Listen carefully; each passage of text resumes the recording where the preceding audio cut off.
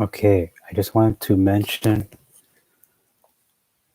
Shalom, I forgot to mention that, well, this is the book. It's the book of Jasher that I have. This one is from 1887. Okay, translated by, I'm not sure. But anyway, that's what it looks like, the front cover. I don't have the author's name, but anyway, the point of this video was to mention the things that I forgot to mention. So I forgot to mention that the feasts of Jehovah, as described in Leviticus 23, in the book of Jubilees, it describes the very first time it was kept by humans. All those dates coincide with specific events, and not coincidentally, they were, you'll see when you read it. I strongly recommend it. It's not just, I think it's a must.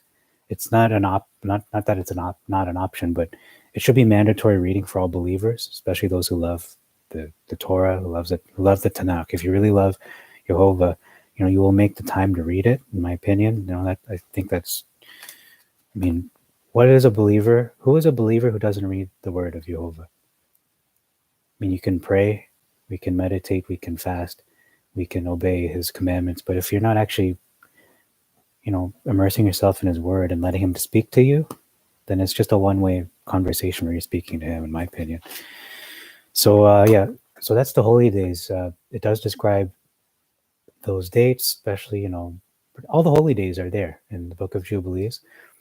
So, and the sabbatical years are there, the Shemitah, and the Jubilees. Obviously, it's a book of Jubilees. So you have the land getting a rest, being able to have a Sabbath, a Shabbat. So this book of Jubilees, there are no contradictions from what we already know. It only builds on what we believe. It builds on the Shabbat. It builds on the Torah. It builds on the Moedim, the holy days of Jehovah. It builds on the Shemitah. It builds on the Jubilees. It only strengthens that foundation that is in the Torah. And then the second thing I want to address really quickly is the timeline. So for those who may or may not know, there's something called a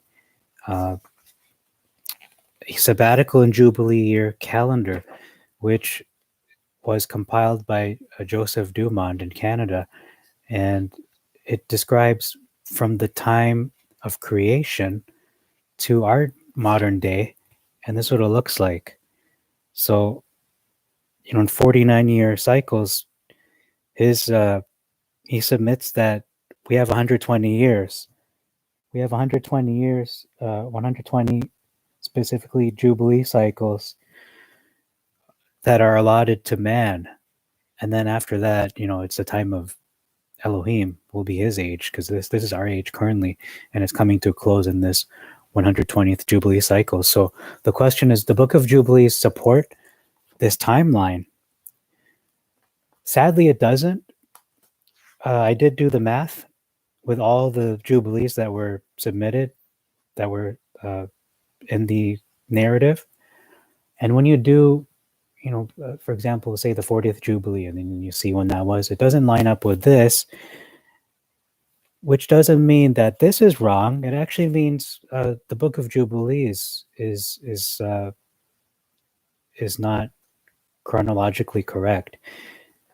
Personally, I don't believe it's the fault of Moses or Hebrew. I believe it's probably a mistranslation, most likely. And the reason I say that is because I looked at two other sources to prove whether this is true. I looked at the Septuagint, which is really the foundation for our faith. It is the word of Elohim. It is the first 5 books of Moses. It is the Tanakh. And I looked at the book of Jasher, and it's the book of the upright. And those two books agree, the Septuagint and book of Jasher, this book here.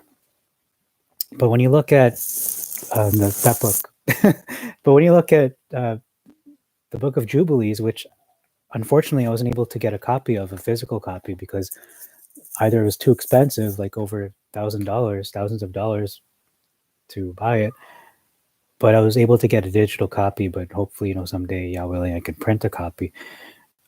once this quarantine is lifted. So the thing is, those two books agree: the Septuagint and the book of the book of Jasher and Septuagint both agree. They have a timeline that lines up pretty much identically, maybe for a few minor disagreements, specifically when it comes to Noah.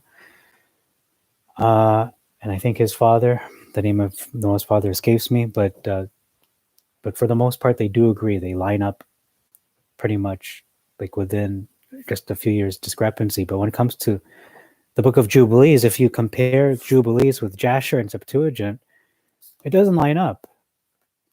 But the book of Jasher and the Septuagint line up with this. They do line up for the most part, not in every small detail, but in terms of, you know, the it's only within maybe 20 years difference. It's not a huge difference, but in some cases, but in other cases maybe so. But at the same time, nonetheless, the thing I'm trying to get across is that you cannot rely on the Book of Jubilees as a chronological narrative, but as a in terms of years, but in terms of the order of things and the details of what happened and why they happened, and the emotional parts of it, and just you know, human behavior, things like that.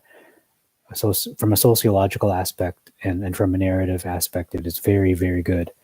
It gives you the complete picture of what happened and all those events that we know so famously now, in terms of the flood, in terms of everything in the book of Genesis, from beginning to end.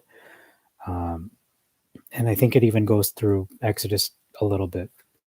So, or maybe it doesn't. Anyway, so that's all I have to say about that. I didn't want to make it too long, but just wanted to add something that I did forget to mention last video. So 7 minutes is pretty good. Okay, shalom.